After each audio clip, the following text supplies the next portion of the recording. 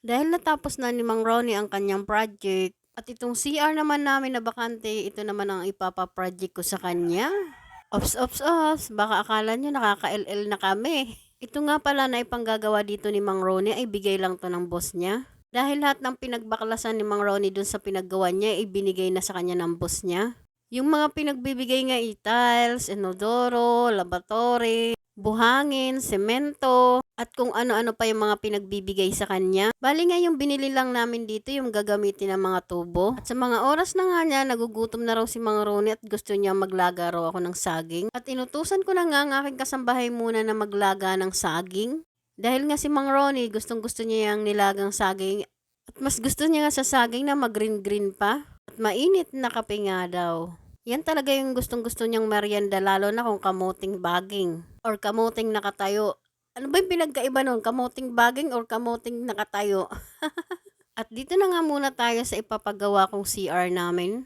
Itong CR nga namin, matagal na nakabakante yan. Sabay nga yan nung ginawa yung aming kusina sa likod. Yung ginawa nga muna dyan ni Mang Ronnie, binawasan niya muna ng tambak dahil masyado daw mataas. At swerte na rin namin ngayong araw dahil nga umaayon ang panahon. At dahil sa tanghali na rin, magluluto nga ang aking kasambahay na sinigang na baboy. Para naman tong mga naggagawa, malakas-lakas at sipagin na rin sa paggagawa. Dahil nga ng mga nakaraang araw na pinagawa ko ng lona kung matatandaan nyo, umaangal si Mang Ronnie, late na raw ang merienda, late na raw ang tanghalian.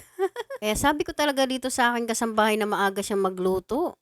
Para nga hindi umaangal-angal to si Mang Ronnie. Dahil nga daw dun sa pinagtatrabahoan nila, spoiled daw sila sa pagkain. Maikwento ko nga sa inyo dun sa pinagtatrabahoan ni Mang Ronnie or dun sa bus niya ay libre merienda. At tanghalian, ang sahod nga ni Mang Ronnie doon ay 1,000, kay Kuya JJ ay 500. Saan ka pa, di ba? Bali 2 beses yung merienda nila, isa sa umaga, isa sa hapon. Kulang na nga lang, doon na sila maghapunan eh. Dahil kapag may natitira silang lutong ulam doon ay pinapauwi na rin sa kanila. At take note, hindi basta-basta ulam. Napakabait talaga ng mga boss ni Mang Ronnie. Matagal na nga ang boss ni Mang Ronnie yun. Kapag umuwi dito yan sa Pilipinas, siya talagang pinapatawag lagi. Siya ang gumagawa ng bahay. Kaya naman masasabi ko sa mga boss ni Mang Ronnie ay salamat at maraming thank you. At sa mga uulitin pa po. Malapit na nga maluto ang sinigang ng aking kasambahay. Ang gagawin nga muna dito ni Mang Ronnie ay ipi-flooring niya. Lalagyan niya muna ng sanitary pipe, drain pipe, at pasingawan ba ng CR. Dahil kapag walang pasingawan, ay naku po, ang bango-bango ng paligid natin, no?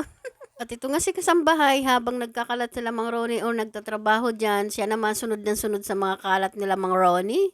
Para nga daw, hindi madami ang gawain niya. Pag natapos daw sila Mang Ronnie, o tapos na rin daw siya sa gawain niya. At ayan na nga, binubutasan na ni Mang Ronnie yung abang ng inodoro. Buti na lang talaga marunong si Mang Ronnie sa mga gawain na ganyan. Kaya nga hindi na kami talaga kumukuha ng mga gagawa ng mga ganyang bagay. At pati na rin nga to si kasambahay nakihalo-halo ng buhangin para daw mabilis-bilis ang trabaho nila Mang Ronnie. At tignan nyo naman, napakalakas magpala. Ngayon na talaga naniniwala kapag Bisaya, sobrang lakas. At kinuha na nga rin ni Kuya JJ dahil nga daw baka mamaya manghingi pa ng sahod tong kasambahay namin.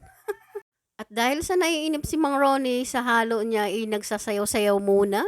At tumulong na nga rin si Miss Bago sa paghuhugas ng plato. Para naman daw hindi na ganong pagod ang aming kasambahay. Ang akala ko nga kapag plinorin yan, isasabay na ni Mang Ronnie yung bowl. Hindi daw pala ganun yun. Patigasin muna ang simento bago ilagay ang bowl. Kaya yun, naintindihan ko na flooring lang munang magagawa dyan. Kaya sa susunod ulit na video, paki-comment naman kung tiga saan ka para malaman ko kung saan nakarating tong video to. Thank you for watching!